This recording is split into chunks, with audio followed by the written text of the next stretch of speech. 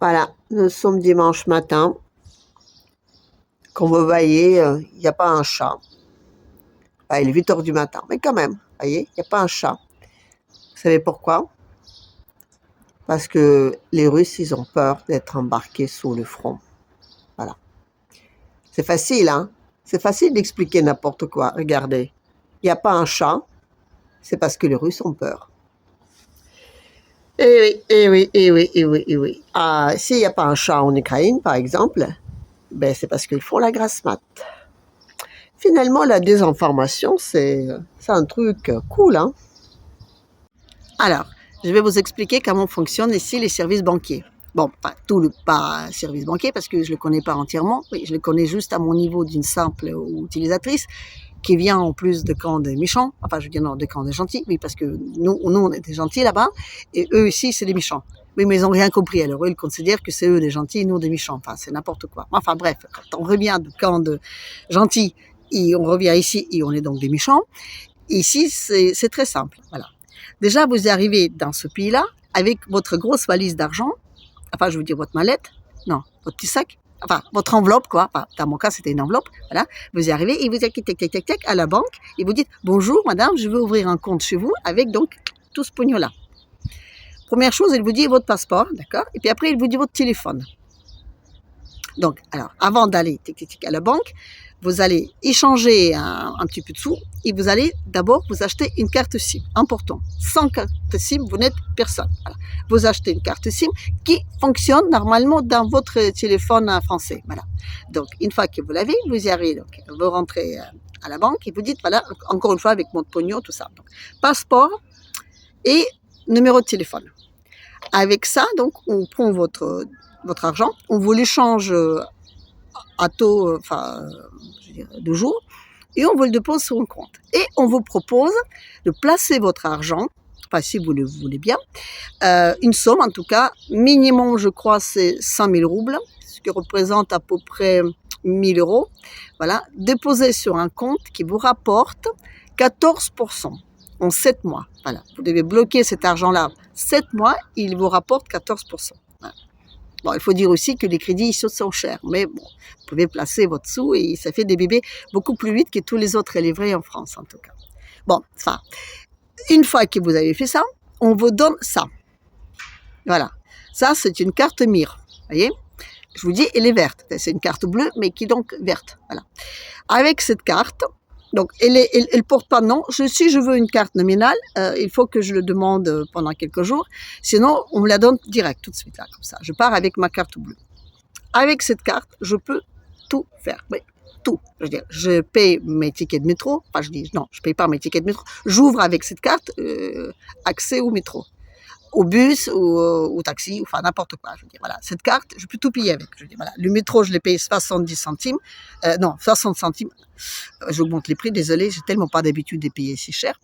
Parce que je veux dire, je les paye. Si j'achète la carte métro, parce que ça existe aussi, je vais payer un peu moins cher. Je vais payer, je sais pas, 51 roubles, voilà. Ce qui représente à peu près 50 centimes, 52 centimes peut-être. Donc, pour 10 centimes, je me dis, bon, allez, je vais faire la riche, là, la riche française, je vais payer avec ma carte MIR à chaque fois. Bon, voilà.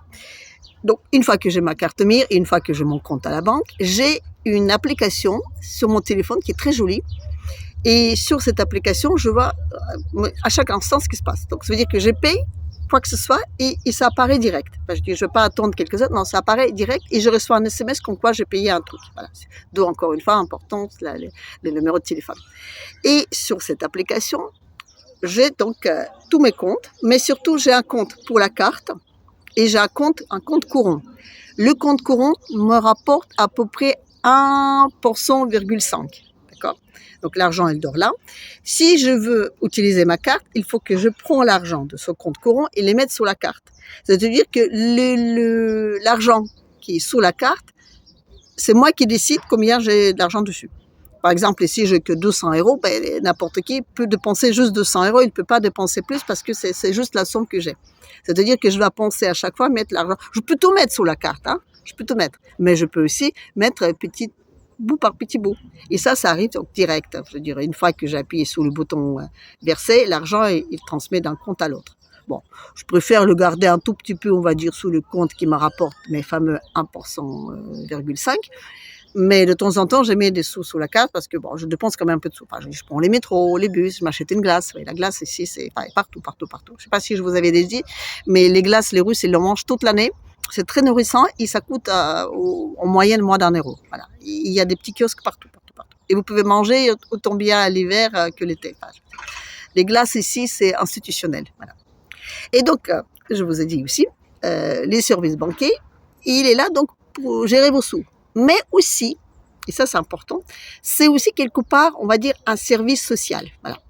Le matin, vous avez tous les retraités qui arrivent, parce que c'est là, donc, ils vont dire, voilà, moi je veux payer telle et telle chose, ou je veux donc verser tel et tel argent, ou parfois, donc c'est là qu'ils payent aussi des amendes. Ils arrivent, ils disent, voilà, j'ai reçu une amende sur mon téléphone, et donc je dois régler.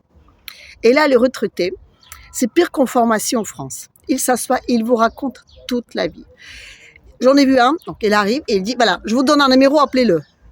La fille lui dit, pourquoi je dois appeler ce numéro? Appelez-le. Non, monsieur, moi, j'appelle aucun numéro. Enfin, je veux dire, vous avez quoi? Qu'est-ce que vous avez comme problème? Je dois payer ce numéro parce que j'ai appelé et on m'a mis en attente et moi, je ne veux pas payer. Appelez-le, vous allez voir les temps qu'on vous met en attente. La fille dit, bon, écoutez, là, je crois qu'on s'est bien compris. Moi, j'ai fait l'intermédiaire, je ne suis pas responsable de son numéro. Elle me dit, bon, ouais, d'accord. Alors, qu'est-ce que je fais? Elle dit, vous avez une facture, il faut la payer. Qu'est-ce qu'on fait? Vous la payer ou pas? Le type lui dit, bon, moi, c'est simple. Moi, je veux payer. Donc, elle divise les factures en deux. Ça, je veux payer. J'accepte. L'autre, je ne le paye pas. La fille dit, d'accord. Elle paye ce qu'il faut payer et la question est résolue.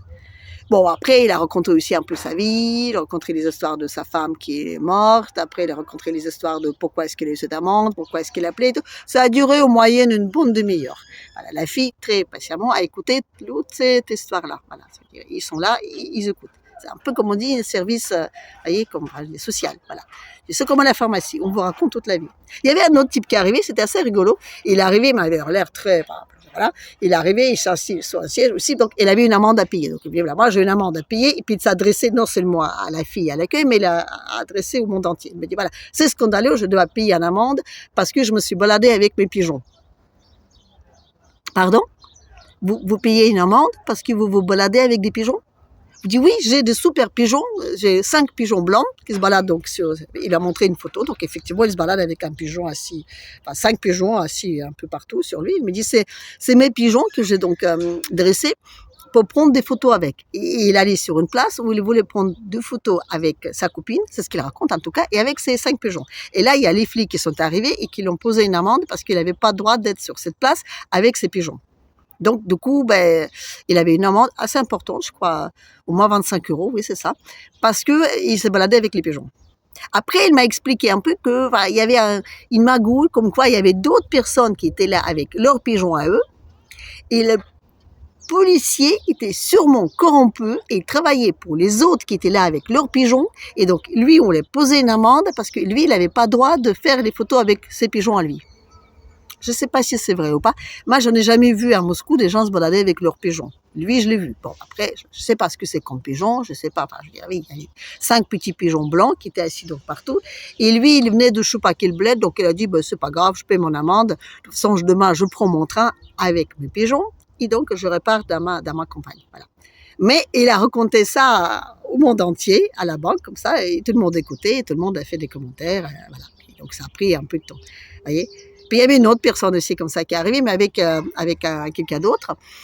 Elle n'arrivait pas à comprendre comment ça marche. Oui, les personnes âgées, parfois, ils ont un peu du mal. Parce qu'ici, encore une fois, la carte, ça vous sert à tout. Voilà. Quand vous avez quoi que ce soit à signer, vous posez votre carte et ça vous sert d'une signature. Après, donc, il faut juste taper le code que vous choisissez, vous, directement au moment où on vous donne la carte. Voilà. Donc, il y a des gens qui viennent et qui ne comprennent pas, et pendant des heures et des heures et des heures, on leur explique, et il y a les gens qui viennent pour vérifier, etc. C'est un vrai service, on va dire un service social, ici, la banque.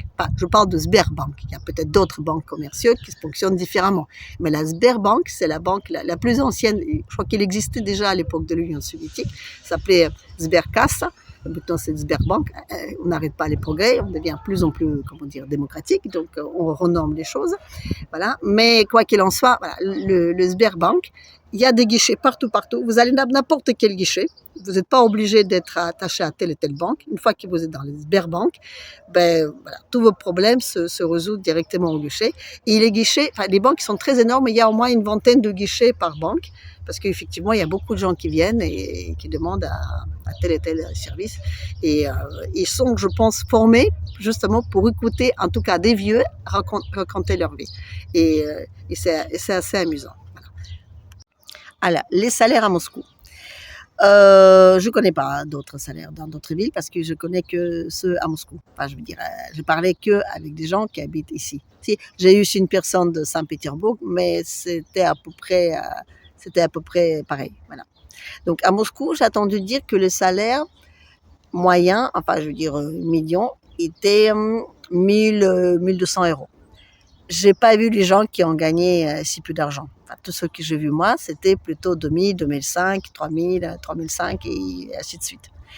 Bon, j'ai vu aussi beaucoup d'ingénieurs. Alors, les ingénieurs high-tech, c'est très recherché. Là, c'est direct. Au premier job, vous avez 2500 € comme ça, paf, voilà. Et surtout, si vous voyagez, là, vous touchez une prime par chaque voyage, qui est assez important. Enfin, je dis, quand vous êtes obligé de vous déplacer d'une ville à l'autre, là, vous touchez des primes.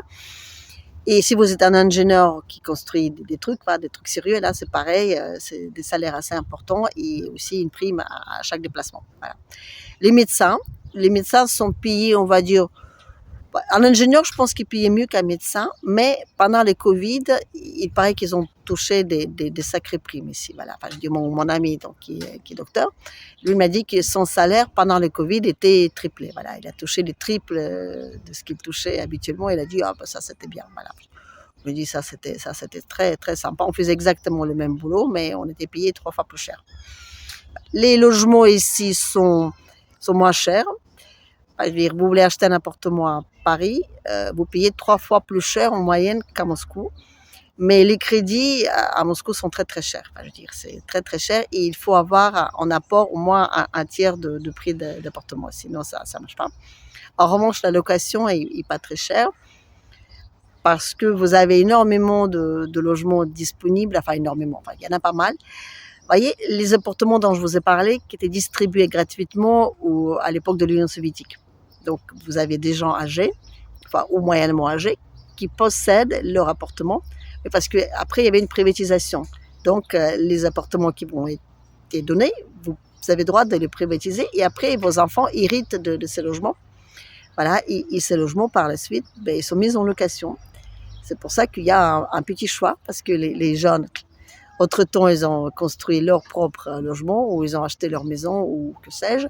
Donc, les appartements qu'ils héritent, ils les mettent en location. Donc, la location est assez facile ici, en ce que j'ai entendu dire, et assez peu cher. Voilà, enfin, je dirais, vous pouvez trouver et loger, voilà, pour 500, 600 €, vous êtes bien logé à Moscou. Et ici, votre salaire, il est, on va dire, de 2500 €.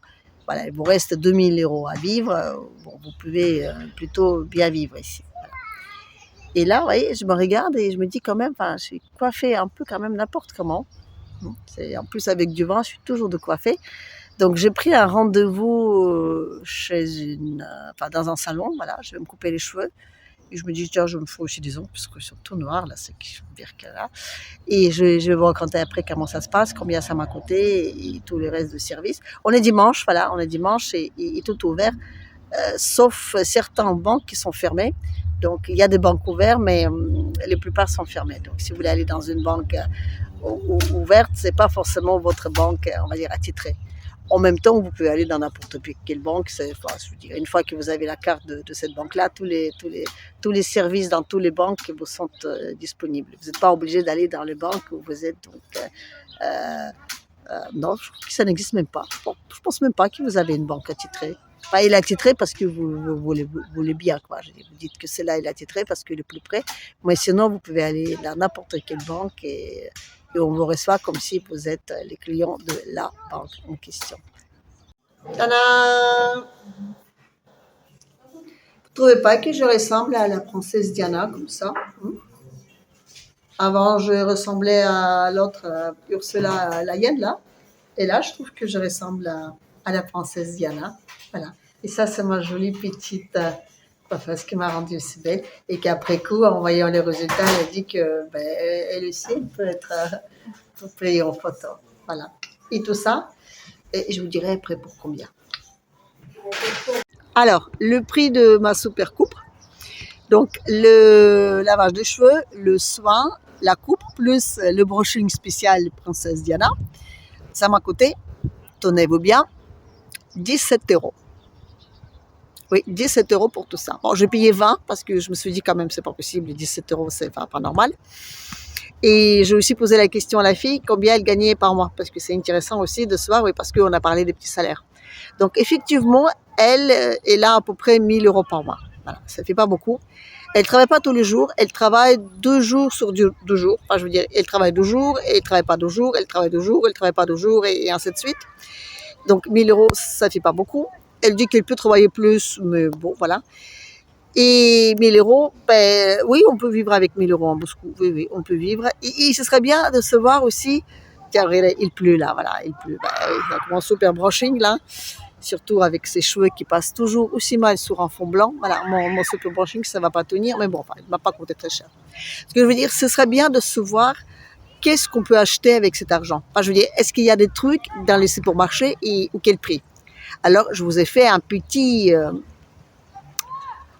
tour au supermarché. On va regarder déjà ce qu'il y a là-bas. Enfin, je dis qu'est-ce qu'on peut acheter. Et aussi, on va regarder un peu le prix. Et avant, donc, je vais aller vite m'abriter parce que là, je crois qu'il commence à pleuvoir très, très fort. Et eux, ils s'en foutent qu'il pleuve. Allez, à tout de suite.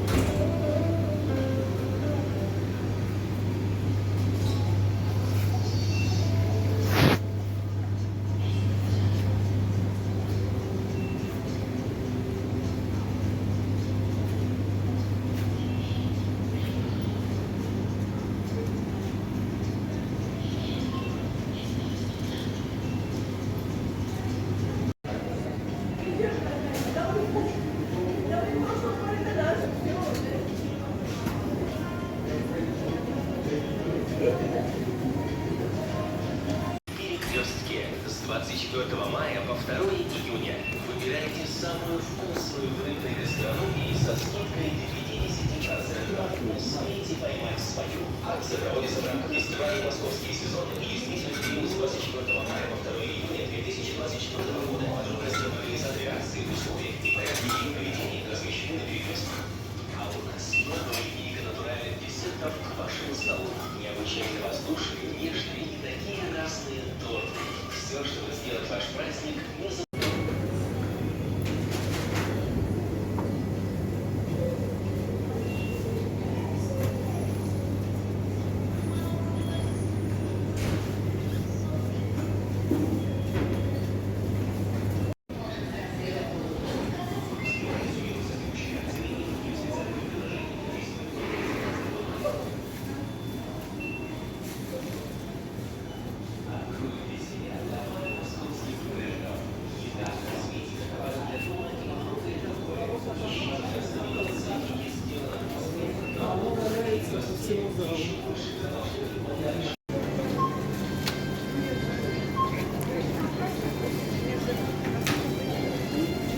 Alors, vous avez vu? C'est quand même bien achalandé, hein? Je veux dire, il y a du choix, hein? Et les prix, alors, les prix, c'est très simple. Il faut diviser par 100. Par exemple, quand vous voyez quelque chose qui coûte 130 roubles, c'est 1,30 €. Quelque chose qui coûte 638 roubles, c'est 6,38 €. Voilà, c'est très simple. Et vous voyez, enfin, il y a des trucs qui coûtent cher, selon moi, par rapport au salaire de Russe, ça coûte cher. Et il y en a qui coûtent pas cher du tout. Mais surtout, il y a le choix. Voilà. Et surtout, regardez-moi tous ces traîtres aux valeurs démocratiques, tous ces gens qui ne respectent pas les sanctions, parce qu'il y en a quand même vraiment beaucoup. Moi, je vous dis, il faut tous le noter, tous le repérer, il faut les boycotter en France, parce que c'est scandaleux, scandaleux. Nous, on se saigne, enfin, je veux dire, nous, les Français, on se saigne en payant de l'électricité et l'essence au prix pas possible, et il y en a continue à se faire plein pognon sur le, je dirais, scandaleux. Et encore, vous avez rien eu. Là, on va faire un petit tour en pharmacie. Vous allez regarder, vous allez voir tous ces traîtres-là. Allez,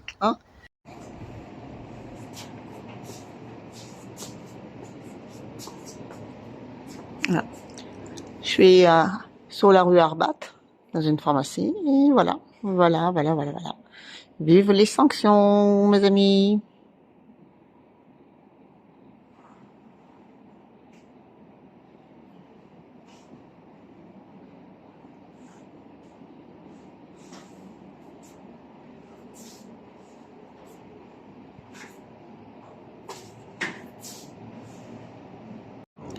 Et voilà, d'autres ennemis de la démocratie qui ne seraient pas les sanctions.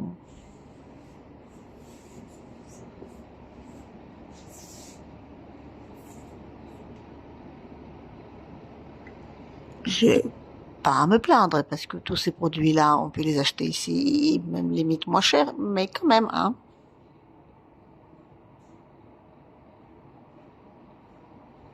Bon, sur ce, donc je vais vous laisser. Je vous demande de me mettre des j'aime, des likes, des pouces, de tout ce que vous voulez. Donc vous en mettez plein, ça me va très bien. Et il faut partager et il faut laisser les commentaires. Ça permet le référencement de ma petite chaîne.